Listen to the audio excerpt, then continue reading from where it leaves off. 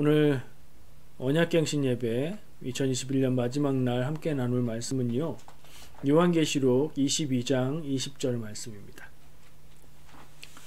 요한계시록 22장 20절 말씀, 우리 함께 한 목소리로 봉독하겠습니다.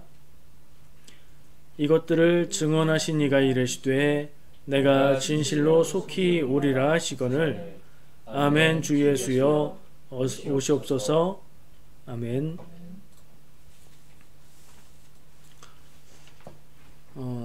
두 해째 이런 느낌인 것 같습니다. 연말이 되고 해가 지나고 새해가 되는데도 시간이 그냥 우리 인생에서 사라져버린 것 같은 그런 느낌이 있습니다. 어찌되었던 공평한 건지 잔인한 건지 시간은 동일하게 흘러가죠. 2021년의 마지막 날입니다. 우리 2021년이라는 그 숫자에 이제는 안녕을 고하고 2022년이라는 새로운 숫자를 맞이해서 익숙해져야 되는 때입니다. 가족들과 함께 예배하고 계십니까? 그렇다면 옆에 같이 있는 사람에게 눈을 마주 보시고 손을 잡을 수 있으면 손을 붙잡으시고 감사의 인사를 좀 나누면 좋을 것 같습니다. 한 해 동안 수고했어요. 사랑합니다. 간단한 인사지만 우리 같이 마음을 나누는 것으로 시작을 하면 좋겠습니다. 지금 하세요. 눈을 바라보시고 손을 붙잡고, 아무도 안 보니까 허그하시면서 하셔도 좋을 것 같아요. 만약에 혼자 계시다면 보고 싶은 사람, 감사한 사람을 생각하시면서 메시지라도 또 전화통화라도 나중에 기억하고 하시면 좋을 것 같습니다. 자, 오늘은 성경의 마지막 부분인 요한계시록 22장 20절 말씀을 함께 나누어 보고자 합니다. 우리가 1년 동안 성경의 거의 대부분을 읽고 묵상하면서 매일 말씀 묵상을 해왔는데요. 이번 주간에는 당연하게 마지막 부분이니까 요한계시록의 마지막 부분을 읽었습니다. 그리고 그 말씀 중에 마지막 절은 그 뒷절이지만 거기는 그냥 마무리하는 말씀으로 보이고요. 22장 20절 말씀이 제 마음에 남고 같이 나누면 좋겠다는 생각이 들었습니다. 우리가 예배하면서 찬양을 드렸는데 마지막 찬양으로 마라나타 찬양을 드렸죠. 들어는 보셨을 텐데 마라나타가 무슨 뜻의 말이죠? 계속해서 찬양 속에서도 반복되었었고요. 의미를 알고 나면 오늘 읽은 본문 말씀 속에도 그 말이 들어있습니다. 마라나타는 헬라어, 그러니까 그리스어 성경에도 마라나타라고 써있지만 그 원래 말은 그리스어가 아니고요, 아람어입니다. 아람어는 무슨 말이냐? 가끔 헷갈려서 아랍어라고도 하시는 분이 있는데 아랍어가 아니라 예수님 당시에 로마 치하이지만 이스라엘에 살고 있었던 사람들이 썼던 일상 언어입니다. 아니, 그 사람들은 히브리어 쓰지 않았나? 아니요, 그때는 아람어를 사용했습니다. 예수님이 하셨던 말도 아람어예요. 성경에 신약 성경이 거의 다 헬라어로 쓰여져 있지만 어떤 부분들은 아람어가 그대로 나오기도 합니다. 이 마라나타라는 말의 뜻은 주여 오시옵소서, 주님이 오셨다, 이런 의미로 이해할 수 있는 말입니다. 오늘 본문 말씀에서도 있었죠. 제일 끝에 아멘. 주 예수여 오시옵소서. 이거 누구의 말인가요? 이것들을 증언하신 이가 이르시되, 주님께서 말씀하셨어요. 내가 진실로 속히 오리라. 주님이 내가 곧 오겠다 말씀하시니까 아멘. 주 예수여 오시옵소서 라고 이 글을 쓰고 계시의 말씀을 전하고 있는 요한이 하는 말을 이렇게 적어 놓은 것입니다. 예수님이 내가 곧 오겠다 말씀하시니까 네, 주님 오시옵소서 라고 긍정하는 말을 했던 거죠. 이 말씀은요, 고린도전서 16장 22절에는 원래 그 말대로 마라나타라고 써 있고요. 지금 오늘 우리가 본문으로 읽은 요한계시록에는 같은 뜻의 같은 말이지만 헬라어로 쓰여 있어요. 그래서 에르쿠 퀴리에 이런 말로 써 있어요. 의미는 같습니다. 주님이 오셨다, 주여 오시옵소서. 이 두 가지 시제로 해석될 수 있는 말입니다. 자, 현실적으로 우리에게도 유효한 이 주님이 다시 오시는 날, 이 날은 언제입니까? 과거, 현재, 미래 중에 어디에 있을까요? 많은 생각, 많은 이야기들을 할 수 있겠지만 단순하게 미래다라고 말할 수 있습니다. 왜냐하면 아직 오지 않았다 라고 볼 수 있기 때문입니다. 물론 이미 임한 예수님의 임재를 말하기도 하지만 일반적으로 말이죠. 아직 오지 않았습니다. 2000년 전부터 예수님이 다시 오겠다 하셨던 그 2000년 전부터 지금까지 계속 곧 오시는 날입니다. 이 하나님의 시간은 우리가 느끼고 경험하고 생각하는 시간하고는 좀 다른가 봅니다. 이 날은요, 우리의 삶 중에 찾아오는 미래의 어느 날일 수 있습니다. 그러니까 우리가 살아있는, 우리가 아직 죽지 않았을 때에, 정말 멀지 않을 때에 예수님이 다시 오실 수도 있다, 그 얘기고요. 만약에 그 날이 오기 전에 내 생명이 먼저 끝난다면, 내가 먼저 죽으면 그 죽음의 순간이 마지막 순간이 될 겁니다. 왜냐하면 아직 예수님은 안 오셨지만 죽음 이후에 우리가 다시 새롭게 무엇을 할 수 있는 기회는 없기 때문이지요. 2000년 전부터 성도들은 주님이 다시 오신다고 한 날을 기다려왔습니다. 그래서 기독교인들은 기다리는 사람들이라고 말하기도 합니다. 오늘도 우리는 그 날을 기다리며 살아갑니다. 혹시 그 날을 안 기다리는 분 계십니까? 나는 예수 믿는 거 좋고, 예수님이 내 구세주인 거 좋고, 교회 다니는 거 좋고, 다 좋은데 난 이 세상에서 좀 살 만큼 살고 누릴 만큼 누렸으면 좋겠어서 예수님은 그냥 나 죽은 다음에 오시면 좋겠다, 이런 마음 있을 수도 있겠죠. 그날이 안 왔으면 하는 마음이 있을 수도 있겠고요. 지금 여기가 좋사오니 주여 아직은 오지 마옵소서, 이런 마음일 수도 있지 않을까 하는 생각도 해봅니다. 자, 요한은 요한계시록에 주님의 계시를 받고 적어 전하고 있는 요한은 속히 오신다는 주님의 말씀에 아멘, 예, 주 예수여 오시옵소서 라고 긍정과 기다림을 표현합니다. 여러분은 어떻습니까? 지금 인생이 너무 평안하고 행복해서 주여 속히 오시되 아주 너무 속히는 안 오셔도 괜찮을 것 같습니다, 이러시는 거 아닌지 모르겠습니다.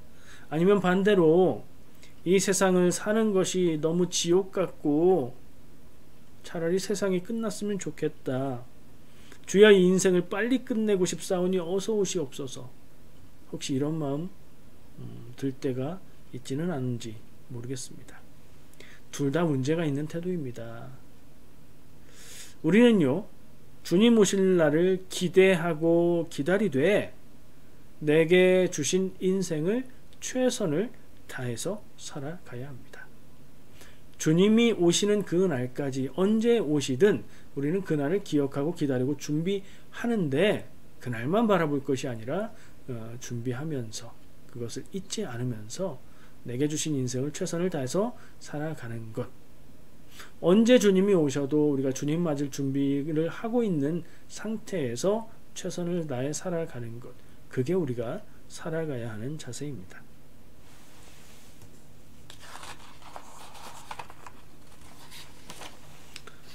성경에 보면요, 예수님이 복음서에서 사람들에게 말씀을 전하시다가 이야기를 많이 하시죠. 그걸 비유라고 부릅니다. 예수님이 비유를 통해서 천국의 이야기를 해주시는데, 그 비유 중에 굉장히 많은 비율로 주인이 멀리 떠났다가 다시 돌아오는 이야기가 여럿 있습니다. 기억나시나요? 달란트 받은 종들의 얘기 있죠. 비슷한 이야기로 문화를 받았던 종들의 이야기도 있고요. 주인이 포도원을 맡기고 먼 나라로 떠난 포도원 농부들에 관한 이야기도 있습니다. 주인은 결국에 그 이야기 속에서 주인은 돌아오는데, 그리고 돌아올 것으로 정해져 있기는 하지만 얼마 있다 돌아온다 이런 약속을 하지 않죠. 그래서 기다리는 사람들은 계속 기다리다가 오시겠지 하다가 희미해지고 안 오는 거 아니야? 뭐 이렇게 변해가는 것을 볼 수 있어요. 또 신랑을 기다리는 열 처녀의 이야기도 이 이야기들하고 비슷한 주제를 담고 있습니다. 대체로 종들인 그리고 처녀들이기도 하죠. 그 사람들은 주인이 언제 올지 모르지만 온다는 것만 알고 자기들이 해야 되는 일들을 하면서 살아가면서 기다리게 되어 있습니다. 주인의 맡겨준 돈을 관리하기도 하고요. 주인이 맡긴 포도원을 관리하기도 하고 신랑이 올 시간을 기다리면서 있기도 하죠.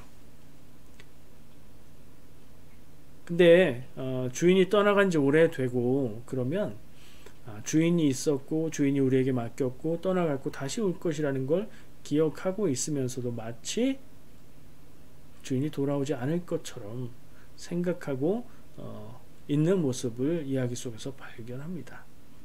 주인이 오신다는 사실은 희미해지고 기억만 할 뿐 생각은 하지 않고 살아가는 거죠. 그때쯤 주인이 올 때가 된 겁니다. 그때 주인이 오면 어떻게 표현할 수 있죠? 성경에 뭐라고 표현하나요? 갑자기, 그리고 성경의 표현으로는 도적같이 온다고 표현을 하죠. 우리가 살다 보면요, 갑자기 만나는 일들이 많이 있습니다. 거의 모든 사고는요, 항상 갑자기 일어나죠. 멀쩡히 운전하고 가고 있는데 갑자기 차가 튀어났고, 잘 가고 있는데 앞에 누가 뛰어들었고, 가만히 있는데 뒤에서 갑자기 누가 나를 들이받았고, 사고는 항상 갑자기 일어납니다. 누가 화를 낼 때도 보면 아무렇지도 않았는데 갑자기 화를 내죠. 컴퓨터나 셀폰이나 TV 같은 기계도, 또 자동차도 고장이 나게 돼 있어요. 기계 장치니까. 근데 언제 고장납니까? 갑자기 고장납니다. 맞죠? 근데 그것이 갑자기인가 생각해 보면요, 우리가 마음을 쓰지 않고 관리를 하지 않고 상황 파악을 못해서 그렇지 정말로 아무도 알 수 없다가 갑자기 일어나는 일은 거의 없습니다. 갑자기 사고 나는 것 같아도 사고가 나려면 부주의한 운전들이 반복되고 또 위험한 상황들이 반복되는데 우리는 그걸 생각하지 않는 거죠. 갑자기 화를 내는 사람도 마찬가지입니다. 참다가 더 이상 참을 수가 없어서 화를 내는데 너 왜 아무렇지도 않다가 갑자기 화를 내느냐고 말하죠. 그 사람의 마음과 그 사람의 표현들의 마음을 쓰지 않았기 때문에 눈치채지 못했던 겁니다. 기계도 하루아침에 갑자기 고장나지 않는데 우리는 갑자기처럼 느끼고요. 자동차도 고장나려고 하면 여러가지 증상들이 나타나는데 굴러가면 우리는 멀쩡하다고 생각합니다. 우리가 감지하지 못하고 기억해야 되고 관리하고 해야 되는 시간과 타임이 있는데 그것을 놓치고 난 다음에 일이 터졌을 때 우리는 그것을 갑자기 일어난 일이라고 느끼게 되는 겁니다. 그 일이 문제가 아니고 사고가 문제가 아니고 너무나 무감각하고 무디게 살았던 내가 문제인 겁니다.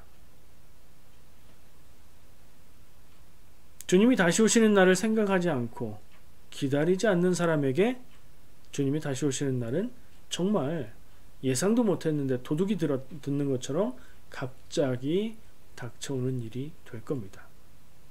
그날을 생각하고 기다리고 준비한 사람에게는 드디어 주님이 오시는구나, 드디어 기다리던 날이 왔구나 하는 드디어의 날이 될 것입니다. 그러니 우리는 어떻게 해야 되겠습니까? 그날을 생각하고 기억하고 준비하면서 살아야 되겠습니까? 아니면 그런 날이 있다는 지식으로만 알고 나와 관계없는 일로 여기고 생각하지 않고 살아야 되겠습니까? 답은 정해져 있지요. 이건 상식적으로 따져봐도 너무나 간단한 이치로 대답을 할 수 있습니다. 그날을 기다리며 하나님의 뜻을 따라 삽니다. 근데 예수님이 안 오시고 내 인생이 끝났습니다. 그럼 내가 손해본 게 무엇인가요? 그냥 예수님이 오시는 날을 기다렸는데 오시지 않은 것 뿐이지요. 덕분에 나는 하나님의 뜻을 따라서 인생을 잘 살 수 있었어요. 반대로 예수님 다시 오신다는 사실을 생각하지 않고 믿지도 않고 그냥 내 마음대로 내 뜻대로 살았어요. 그런데 예수님이 오시면요. 그러면 인생 폭망 아니겠습니까? 내 마음대로 사는데 내 인생 끝나기도 전에 주님이 오셨어요. 주님이 오시는 게 왜 두려운 일이죠? 주님이 오시는 날은 어떤 날이기에 그렇죠? 마지막 날. 이 우주, 이 세상이 끝나는 날. 더 중요한 것은 심판의 날이기 때문에 그렇습니다. 내가 살아온 인생의 시간들, 내가 했던 말들, 내가 행했던 모든 일들 주님 앞에서 평가를 받는 시간이기 때문에 그렇습니다. 기다리는 마음을 생각해 봤습니다. 우리가 주님 다시 오시는 날을 기억하고 기다린다. 그건 어떤 것일까? 생각만 하고 매일매일 매 순간순간 예수님 다시 오시지. 다시 오시는데 내가 어떻게 해야 될까? 기도하고 있어야지. 막 이런 생각만 하고 사는 것일까요? 기다리는 것은 준비하는 것이라는 생각을 해봅니다. 제가 한국에 살 때 여러 번 겪었던 경험이 생각이 났습니다.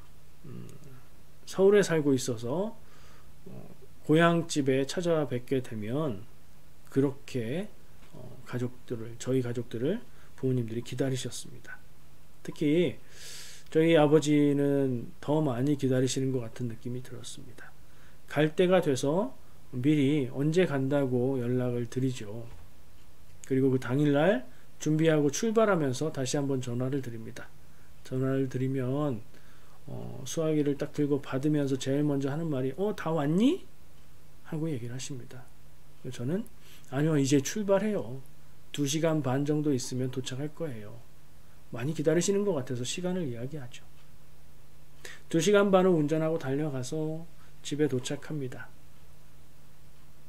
집에 가까이 다가갈수록 저도 마음이 설레지만 가까이 갔을 때는 집 밖에 나와서 기다리고 계시는 아버지의 모습을 보게 됩니다. 아버지하고 인사하고 집 안으로 들어가면 어머니가 또 반갑게 맞으시면서 배고프지? 밥 먹자 이러십니다. 저희 어머니는 항상 얼굴만 보면 밥 먹자 그러셨어요. 시간에 관계없고 때에도 관계없어요. 이미 며칠 전부터 음식을 준비하고 오후에 도착하는데 아침부터 음식을 준비해 놓고 기다리고 계셨던 것 같아요. 여러분들도 조금씩은 다르겠지만 비슷한 경험들, 기억들이 다 있으실 겁니다. 기다리는 것은 이런 것 아닐까 하는 생각이 들었습니다. 미리 마음 쓰고 준비하면서 기다리는 거죠.